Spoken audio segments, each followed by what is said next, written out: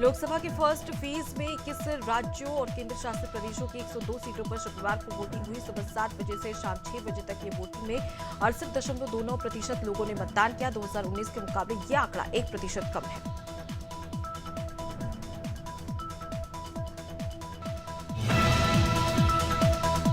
UP में लोकसभा की 8 सीटों पर पहले फेज का मतदान हुआ। पहले फेज में 8 सीटों पर 60.25% मतदान हुआ। सहारनपुर में सबसे ज्यादा 65.95%, जबकि रामपुर में सबसे कम 54.77% वोटिंग हुई। 2019 में इन सीटों पर कुल 63% मतदान हुआ था।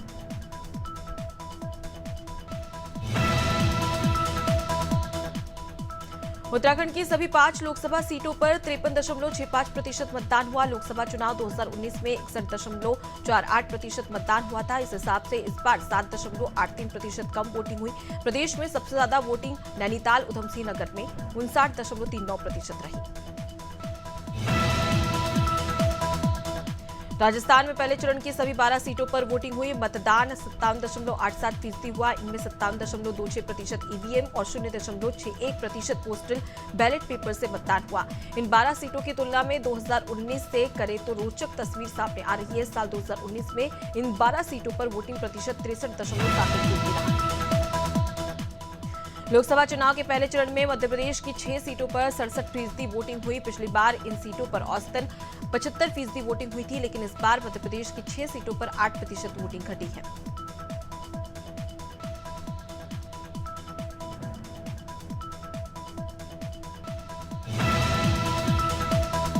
मध्य प्रदेश की सबसे हाई प्रोफाइल सीट मानी जाने वाली छिंदवाड़ा में भी मतदान प्रतिशत कम हुआ है। छिंदवाड़ा में 79% वोटिंग के कांग्रेस और भाजपा दोनों ही नेताओं के बीच में सस्पेंस बरकरार रहा। आपको बता दें कि इस बार वोटिंग 2.8% कम हुआ है। वहीं कांग्रेस से रकुलनाथ और बीजेपी से बंटी साहू चुनावी मैदान में थे। छत्तीसगढ़ की बस्तर सीट पर 63% से ज्यादा मतदान हुआ और बीजापुर में सबसे कम वोटिंग हुई। वहीं छत्तीसगढ़ में वोटिंग के दौरान नक्सल प्रभावित इलाके बीजापुर में नक्सल अटैक में एक सीआरपीएफ जवान शहीद हो गए।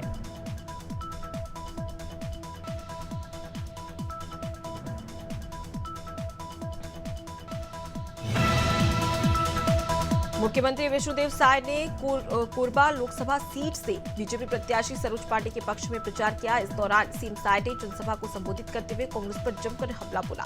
उन्होंने कांग्रेस को डूबता हुआ जहाज बताते हुए कहा कि कांग्रेस पार्टी में नेता अपना भविष्य अंधकार में देख रहे हैं। कांग्रेस भ्रष्टाचार की जंडी है, झूठ का पुलिंदा है। कांग्रेस को अपने गिरेबान में झटका दिखना चाहिए।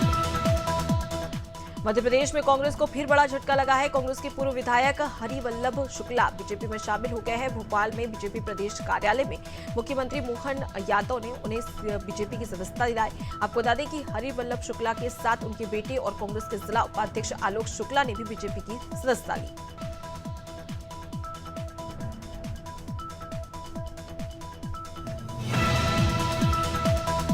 लोकसभा चुनाव के बीच मध्य प्रदेश कांग्रेस को बड़ा झटका लगा है। कांग्रेस के 100 से ज्यादा पदाधिकारी और कार्यकर्ताओं ने बीजेपी की सदस्यता ग्रहण कर ली, जिसमें कांग्रेस के पूर्व विधायक हरिवल्लभ शुक्ला, पूर्व प्रदेश महामंत्री महेश गुरबाणी और साथ ही पूर्व महासचिव कमल सिंह रघुवंशी समेत लोग शामिल रहे। साथ ही सभी को मुख्यमंत्री डॉक्टर मोहन यादव ने बीजेपी प्रदेश कार्यालय में पार्टी की सदस्यता दिलाई।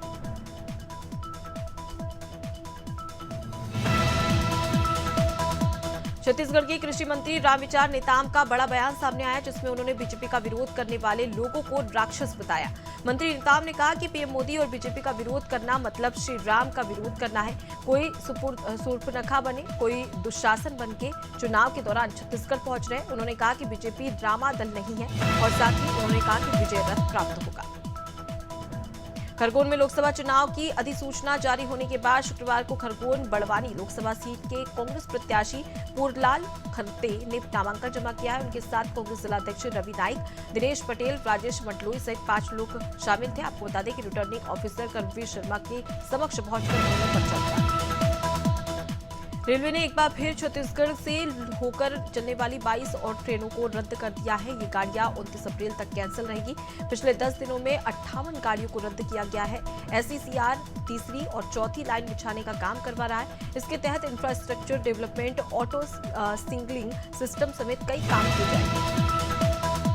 केंद्रीय पुरातत्व विभाग के अधीन धार की भोजशाला में वैज्ञानिक पद्धति से सर्वेक्षण हो रहा है। सर्वे का आज 30वां दिन है, जहां पर बता दें कि 1 माह का समय पूरा हो चुका है। कोर्ट ने 6 सप्ताह का समय दिया था, जिसमें से 2 सप्ताह का समय अब शेष है। 5 दिनों से सर्वे के तहत कोई बड़ा काम नहीं हो पाया था। नैनपुर में एक शख्स ने फांसी लगाकर आत्महत्या कर ली। मामला सालीवाड़ा ग्राम का है, जहां शख्स का शव पेड़ से लटका हुआ मिला। इसकी सूचना ग्रामीणों ने पुलिस को दी। खबर मिलते ही पुलिस मौके पर पहुंची और शव को पेड़ से उतारा। साथ ही पुलिस ने शव को कब्जे में लेकर पोस्टमार्टम के लिए भेज दिया है।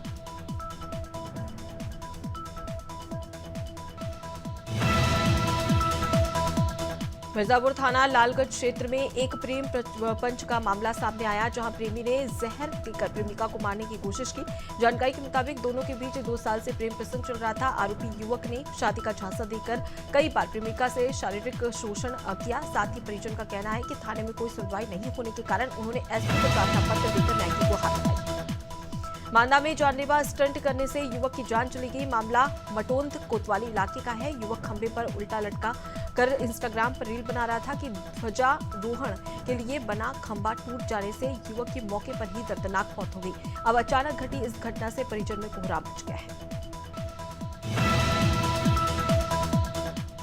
उन्नाव के अचलगंज थाना क्षेत्र के सुपारी गांव में मामूली विवाद में 2 पक्षों में मारपीट हो गई। एक पक्ष की तरफ से ईंट पत्थर से वार कर दिया गया, तो पास में ही पड़ोस का रहने वाला एक बच्चा झगड़ा देख रहा था, जो उसे पत्थर लग गया, जिससे वो गंभीर रूप से घायल हो गया।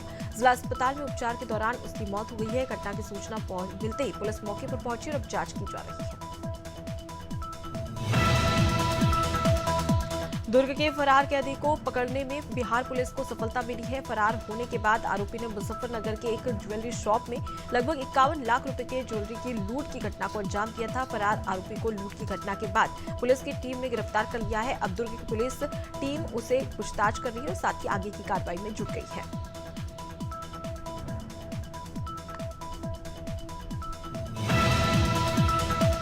रायबरेली में खीरो थाना पुलिस ने फर्जी पासपोर्ट के साथ रह रहे 4 बांग्लादेशियों को गिरफ्तार कर लिया है। चारों आरोपी खीरो क्षेत्र के चांदसी दवाखाना चला रहे थे। आपको बता दें कि शिकायत मिलने पर खीरो थाना को पुलिस ने उन्हें दबोच लिया। पकड़े गए बांग्लादेशियों के पास से 3 बांग्लादेशी पासपोर्ट भी बरामद कर लिए गए।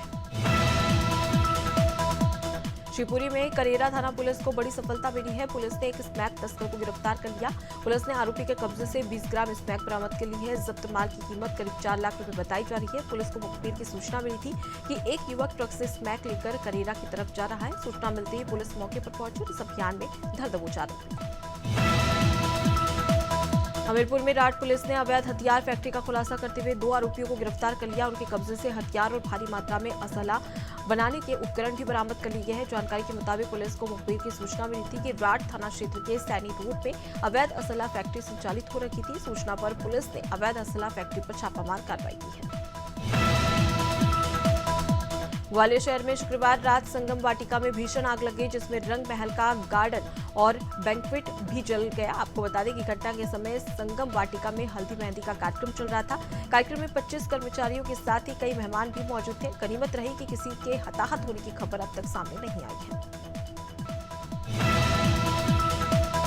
छत्तीसगढ़ के रायगढ़ जिले की सीमा से लगे ओडिशा के झारसुगुड़ा में महानदी घाट पर नाव पलटने से 7 लोगों की मौत हो गई, जबकि एक लापता की तलाश जारी है। महानदी में शनिवार सुबह से ही रेस्क्यू और सर्च ऑपरेशन चलाया जा रहा है। साथ ही राधिका निषाद नाम की महिला का शव कल से बरामद हुआ था। महानदी हादसे में ओडिशा के मुख्यमंत्री नवीन पटनायक ने मृतक के परिवार को 4 लाख रुपए की मदद देने की घोषणा की है। वहीं मुख्यमंत्री विष्णुदेव साय ने भी घटना पर दुख जताया और रायगढ़ जिला प्रशासन को आवश्यक दिशा निर्देश भी दे दिए हैं।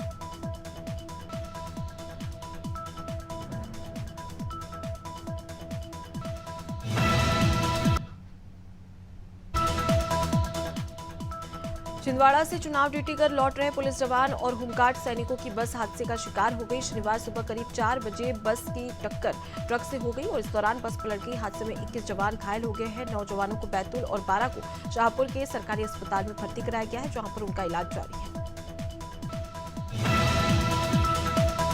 एटा में ई रिक्शा और बाइक की भिड़ंत हो गई। हादसे में ई रिक्शा पलट गई, उसमें सवार 7 छात्राएं घायल हो गई। मौके पर मौजूद राहगीरों ने सभी घायलों को इलाज के लिए जिला अस्पताल में भर्ती कराया। हादसा थाना मलावन क्षेत्र का बताया जा रहा है।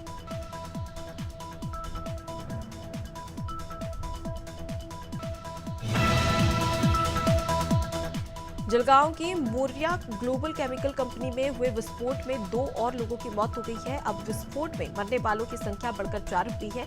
इससे पहले 2 और लोगों की मौत हो गई थी। इसी बीच पुलिस ने घटना के सिलसिले में कंपनी के मालिक अरुण नीलांबर और मैनेजर नोमेश रायगढ़े को गिरफ्तार कर लिया है। उसे अदालत में पेश किया गया है।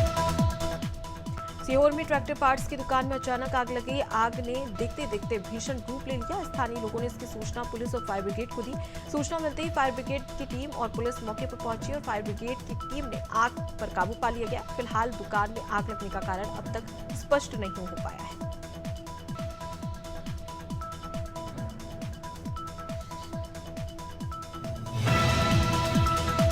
हापुड़ की गोल मार्केट में एक साड़ी के शोरूम में अचानक भीषण आग लगी। आग की सूचना मिलने पर फायर ब्रिगेड मौके पर पहुंची।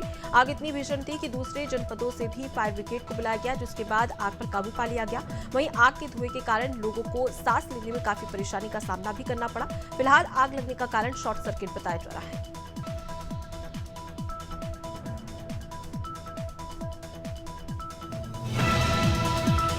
इंदौर के विश्वसनीय Devi Ahilya hospital and research centre को बदनाम करने की बड़ी साजिश बेनकाब हुई है। उच्च न्यायालय ने इस मामले में अस्पताल के खिलाफ प्रशासन की मनमाने ढंग से अवैध कार्रवाई बताई है। संस्थान के निदेशक अजय हाडिया ने कहा कि हॉस्पिटल के बारे में स्वास्थ्य विभाग ने कलेक्टर को गलत जानकारी और रिपोर्ट दी थी, जिसके बाद कलेक्टर ने एक सूचना पेश कर शासन और प्रशासन लोकसभा चुनाव के वोटिंग प्रतिशत को बढ़ाने के लिए तमाम कवायद में जुटी हुई है। इसी कड़ी में उत्तर पश्चिम जिला निर्वाचन ने फुटबॉल टूर्नामेंट का आयोजन किया। फुटबॉल टूर्नामेंट के जरिए युवाओं को मतदान के प्रति जागरूक किया गया। साथ ही इस दौरान उत्तर पश्चिम जिला मजिस्ट्रेट अंकिता आनंद मौजूद रहे। महासमुंद के मतदाताओं को मतदान के प्रति जागरूक करने के लिए अनोखी पहल की जा रही है। इसी कड़ी में जिला प्रशासन फूड फेस्टिवल के जरिए मतदाताओं को मेरा वोट मेरी पहचान 100% करने का संदेश दे रही है। ये फूड फेस्टिवल 19 से 21 अप्रैल तक आयोजित किया गया है। कल फूड फेस्टिवल का शानदार आगाज किया गया। इस दौरान जिला निर्वाचन अधिकारी भी मौजूद रहे। भोपाल में फर्जी कैफे का उद्घाटन हुआ। कैफे भोपाल के सबसे बड़े कमर्शियल और फूड एंड बेवरेज हब के बंसल वन में खुला है। आपको बता दें कि कैफे 4500 वर्ग फुट में फैला हुआ है। मैसिव रेस्टोरेंट के संस्थापक और प्रबंध निदेशक जोरावर कालरा ने फर्जी कैफे के उद्घाटन पर कहा कि फर्जी कैफे ये विश्व का प्रसिद्ध ब्रांड है और हम इसका वैश्विक खाना भोपाल में लाने के लिए प्रसन्न है। लखनऊ सुपर जायंट्स ने इंडियन प्रीमियर लीग 2024 में चौथी जीत हासिल कर ली है। टीम ने अपने होम ग्राउंड पर चेन्नई सुपर किंग्स को 8 विकेट से हराया। मौजूदा सीजन में ये लखनऊ की लगातार 2 हार के बाद पहली जीत है, जबकि चेन्नई लगातार 2 मैच जीतने के बाद भी हार मिली है। इंडियन प्रीमियर लीग के 17वें सीजन में चेन्नई सुपर किंग्स को तीसरी हार मिली। लखनऊ सुपर जायंट्स ने लखनऊ में सबसे बड़ा टारगेट चेंज कर सीएसके को 8 विकेट से हरा दिया। चेन्नई से एमएस धोनी ने 8 बॉल पर 28 रन बनाए। वो 40 की उम्र के बाद 500 आईपीएल रन बनाने वाले पहले खिलाड़ी बने। चेन्नई सुपर किंग्स के कप्तान ऋतुराज गायकवाड़ और लखनऊ सुपर जायंट्स के कप्तान केएल राहुल पर बीसीसीआई ने 12-12 लाख रुपए का जुर्माना लगाया है। लखनऊ में शुक्रवार को लखनऊ सुपर जायंट्स और चेन्नई सुपर किंग्स के बीच आईपीएल का मुकाबला खेला गया था। मैच में दोनों टीमों के कप्तानों पर स्लो ओवर रेट के चलते जुर्माना लगाया है। इंडियन प्रीमियर लीग 2024 के 35वें मैच में दिल्ली कैपिटल्स का सामना सनराइजर्स हैदराबाद से होगा। मैच दिल्ली के अरुण जेटली स्टेडियम में शाम 7:30 बजे खेला जाएगा। दिल्ली कैपिटल्स इस सीजन में 7 में से 3 मैच जीतकर 6 नंबर पर है, तो वहीं एसआरएच 6 में से 4 मुकाबले जीतकर 8 पॉइंट्स के साथ टॉप पर 4 में है।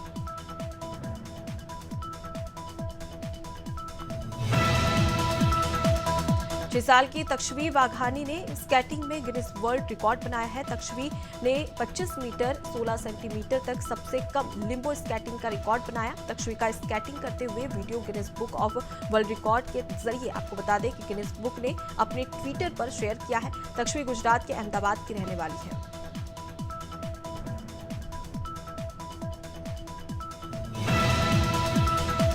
चंडीगढ़ के मोहाली स्टेडियम में मुंबई इंडियंस और पंजाब किंग्स 11 की बीच चल रहे मैच के दौरान नीता अंबानी अचानक अमृतसर पहुंची, जहां नीता अंबानी ने गोल्डन टेम्पल पहुंचकर अपनी टीम के लिए दुआ मांगी। ये पहली बार नहीं है, बीते आईपीएल सीजन में भी चंडीगढ़ में मैच को बीच में छोड़कर नीता अंबानी अमृतसर पहुंची थी। टेलीविजन एक्ट्रेस दिव्यांका त्रिपाठी ऊंचाई से गिर गई है। दिव्यांका को काफी चोटें भी आई है। उनके पति विवेक दहिया ने इस बात की जानकारी सोशल मीडिया पर दी। उन्होंने इंस्टाग्राम स्टोरी में लिखा, दिव्यांका रिकवर कर रही है। इसके बाद उनकी तुरंत सर्जरी की गई। दिव्यांका दर्द में है, लेकिन आप सबके प्यार और दुआओं की बदौलत वो रिकवर कर रही है। करीना कपूर ने हालिया में एक इंटरव्यू में सैफ अली खान के साथ शादी पर बात की। करीना ने कहा कि जब उन्होंने सैफ से शादी करने का फैसला किया था, तब कई लोगों ने उन्हें ऐसा नहीं करने के लिए कहा था। लोगों का कहना था कि शादी करने से करियर खत्म हो जाएगा, लेकिन उन्होंने किसी की बात नहीं सुनी। करीना ने कहा कि हर एक्ट्रेस का शादी करने का फैसला सही होता है। करीना ने यह भी कहा कि जब उन्हें सही लगा तब उन्होंने शादी की। घर के बाहर हुए फायरिंग एक्सीडेंट के 5 दिन बाद ही सलमान खान दुबई पहुंचे। वो एक इवेंट में यहां पर शामिल हुए थे, जहां से उनके कई वीडियोस भी सामने आए हैं। 14 अप्रैल को सलमान खान के घर के बाहर गोलियां चली थी। मामले में आरोपी जो 2 युवक हैं, उन्हें गिरफ्तार कर लिया गया है और पुलिस प्रशासन की आगे जांच कर रही है। लोकसभा चुनाव के पहले दौर में 21 राज्यों की कुल 102 सीटों पर वोटिंग हुई। तमिलनाडु से शुरू हुए मतदान में रजनीकांत ने भी वोट डाला। रजनीकांत पद्म विभूषण से सम्मानित हो चुके हैं। आपको बता दें कि 72 साल के एक्टर रजनीकांत इस दौरान व्हाइट टी शर्ट पहने नजर आए।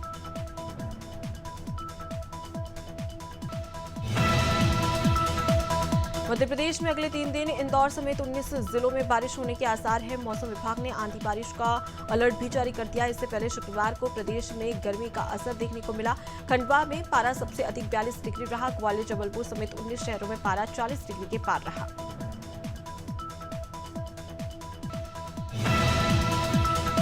चंडीगढ़ में अब मौसम साफ रहेगा। मौसम विभाग के अनुसार पिछले 3 दिन से एक वेस्टर्न डिस्टर्बेंस सक्रिय था, जिसका अब असर खत्म हो चुका है। हालांकि रविवार को एक दूसरा वेस्टर्न डिस्टर्बेंस एक्टिव हो रहा है। उसका असर चंडीगढ़ में नहीं देखा जाएगा। इस दौरान हल्के बादल छाए रहने की संभावना भी है।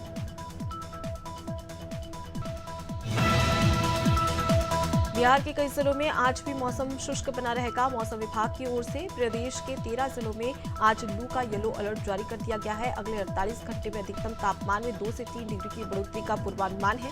शुक्रवार को शेखपुरा जिला सबसे गर्म रहा। राज्य का अधिकतम तापमान 43 डिग्री सेल्सियस दर्ज किया गया है। प्रदेश में 11 जिलों का तापमान 43 डिग्री के करीब पहुंच गया है। छत्तीसगढ़ में आज से एक बार फिर मौसम में बदलाव देखने को मिलेगा। मौसम विभाग ने अगले 4 दिनों के लिए येलो अलर्ट जारी कर दिया है। रायपुर, दुर्ग समेत 3 संभाग में बादल गरजने के साथ तेज अंधड़ चलने और हल्की बूंदाबांदी के आसार है। प्रदेश के 1-2 स्थानों पर बिजली गिरने की संभावना भी जताई गई है। राजधानी रांची समेत पूरे झारखंड में क्लाइमेट चेंज का असर देखने को मिल रहा है। मौसम काफी गर्म हो चुका है। स्थिति ऐसी है कि राज्य के 13 जिले हीट वेव की चपेट में हैं। यहां का तापमान 40 डिग्री सेल्सियस के पार पहुंच गया है। मौसम विभाग की रिपोर्ट के अनुसार आने वाले दिनों में तापमान और बढ़ सकता है। पिछले 24 घंटे में पूर्वी सिंहभूमि जिला सबसे अधिक गर्म रहा। यहां का तापमान 45 डिग्री सेल्सियस दर्ज किया गया है। राजस्थान में 21 अप्रैल को एक नया पश्चिमी विक्षोभ सक्रिय होगा। इस सिस्टम के असर से बीकानेर समेत 5 जिलों में आंधी बारिश होने की संभावना है। मौसम विभाग के मुताबिक अगले 2 दिन प्रदेश में बारिश आंधी की गतिविधियां जारी रहेगी। इससे तापमान में अगले 2 से 3 दिन तक ज्यादा बदलाव नहीं होगा। वहीं शुक्रवार देर शाम को उत्तरी राजस्थान में तेज अंधड़ चलने के साथ ही शाम में भी बारिश और ओलावृष्टि हुई।